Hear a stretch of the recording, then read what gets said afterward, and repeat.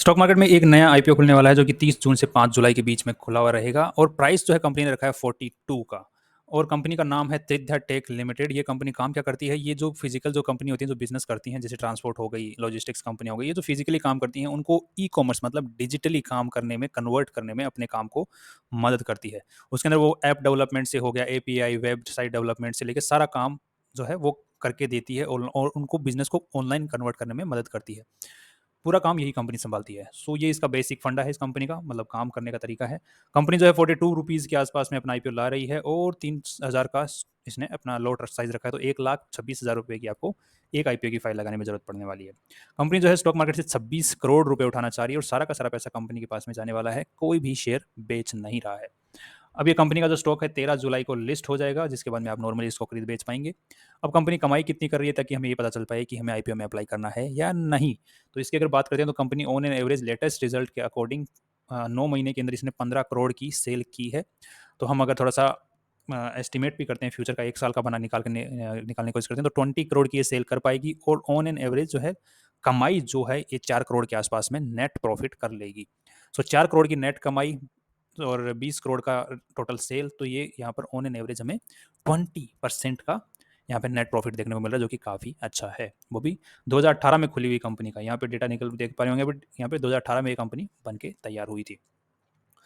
अब उसके बाद में ये 5 साल बाद में अपना ये आईपीओ लेके आई है यहाँ पर।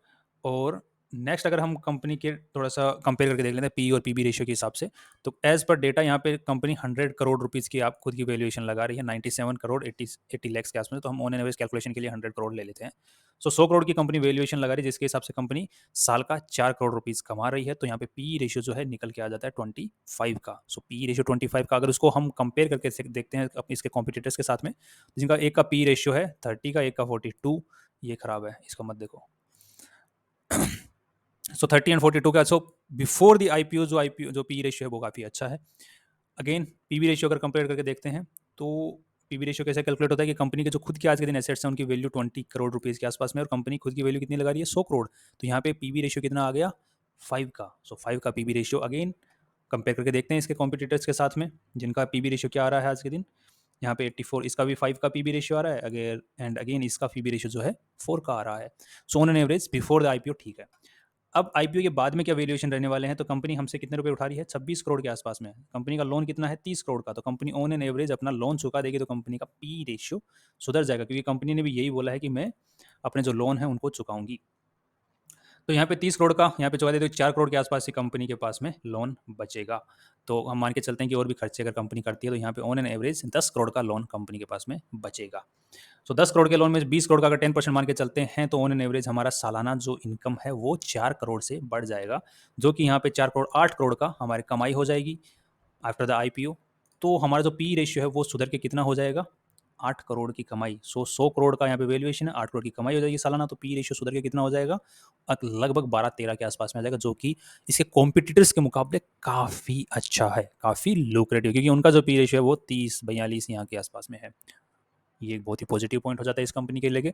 सेकंड यहाँ पर देख लेते हैं पीवी रेशियो की बात करते हुए, तो यहाँ पर कंपनी के खुद के नेटवर्थ के ऊपर कुछ ज़्यादा असर नहीं पड़ने वाला है, क्योंकि सारा का सारा पैसा जो है बोरोइंग्स को चुकाने में चला जाएगा, जिसकी वजह से पी सुधर जाएगा। तो पीवी रेशियो में ज़्यादा फर्क नहीं आएगा। सो हमें ऑन एन एवरेज अब देख लेते हैं कि कंपनी जो कमाई है वो किस हिसाब से करने वाली है, जो उसी के बेसिस के ऊपर हमें यहाँ पे देखना पड़ेगा। तो थोड़ा सा कंपनी का ट्रेंड देख लेते हैं, ट्रेंड कैसा है, तो जो हमें जीएमपी से पता चल जाएगा। तो त्रिध्या का हम देख पा रहे हैं 23% का ट्रेंड है, तो ट्रेंड तो पॉजिटिव है, काफ़ी अच्छे लेवल के ऊपर।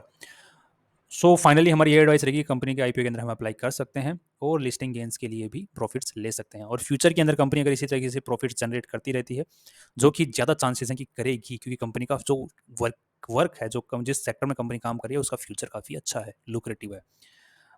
सो फाइनली सी यू टुमारो।